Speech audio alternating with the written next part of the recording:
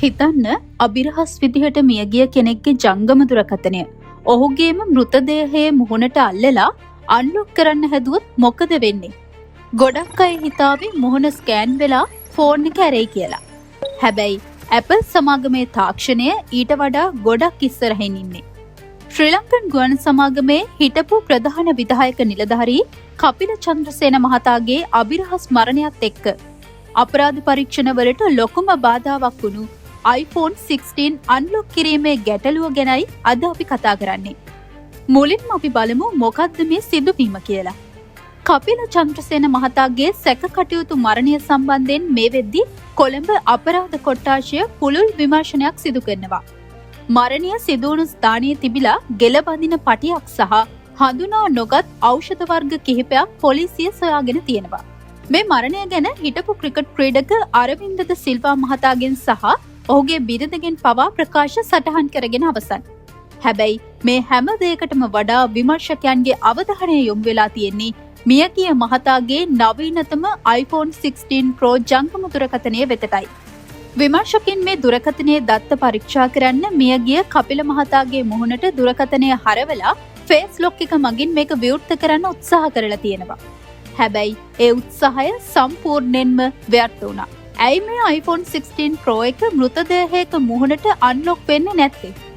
මෙන්න මේකයි තාක්ෂණික පැහැදිලි කිරීම. Apple සමාගමේ Face ID කියන්නේ නිකම්ම කැමරාවකින් ෆොටෝ එකක් අරගෙන මැච් කරන සරල තාක්ෂණයක් නෙමෙයි. මේ සඳහා වුන් පාවිච්චි කරන්නේ True Depth කැමරා පද්ධතියක්. මේකෙන් අපේ මුහුණට අදෘශ්‍යමාන අදෝරක්ත කිරණ 30000කට වඩා නිකුත් කරලා මුහුණේ ත්‍රිමාන සිතියමක් නිර්මාණය කරනවා.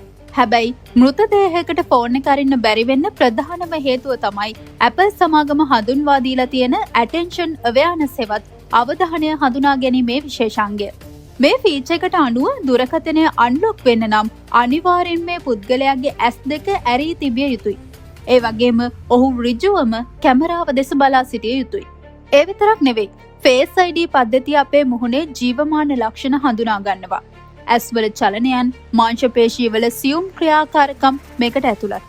මෙයගේ පුද්ගලයෙකුගේ ඇස් පිය වී තිබීමත් කිසිදු ජීවමාන ප්‍රතිචාරයක් නොමැතිවීමත් නිසා කොතරම් උත්සාහ කළත් iPhone 16 වැනි නවීන දුරකථනයක් මෘතදේහයක් මගින් අන්ලොක් කිරීම ප්‍රායෝගිකව කළ නොහැකි දෙයක්. එහෙනම් දැන් පොලිසිය කොහොමද මේ දුරකථනයේ තියෙන වැදගත් සාක්ෂි හොයාගන්නේ? මේ නිසාම තමයි කොටුව මහේස්ත්‍රාත් පසන් අමරසේන මහතා විසින් ඇමරිකාවේ පිහිටි Apple මව් සමාගමට නියෝග කළේ මේ දුරකථනය විවෘත කර දීමට සහාය වන ලෙසට. මෙය විවෘත කර ගැනීමට ක්‍රම දෙකක් තිබෙනවා. පළමුවෙනි ක්‍රමය iCloud හරහා දත්ත ලබා ගැනීම.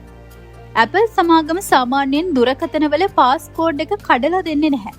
හැබැයි අධිකරණ නියෝගයක් මත මියගිය පුද්ගලයාගේ අන්තර්ජාලයට බැකප් වී ඇති දත්ත විමර්ශකයන්ට ලබා දෙන්න Apple සමාගමට පුළුවන්. දෙවැනි ක්‍රමය තමයි විශේෂිත ෆොරන්සික් මෘදුකාංග භාවිතය.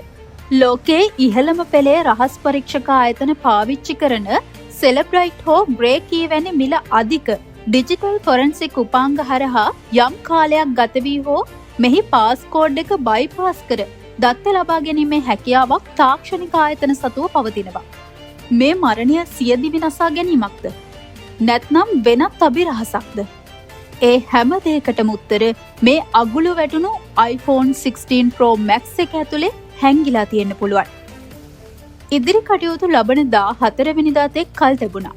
මේ වගේම තවත් උණුසුම් වගේම තාක්ෂණික තොරතුරු දැනගන්න අපේ channel එක subscribe කරන්න අමතක කරන්න එපා.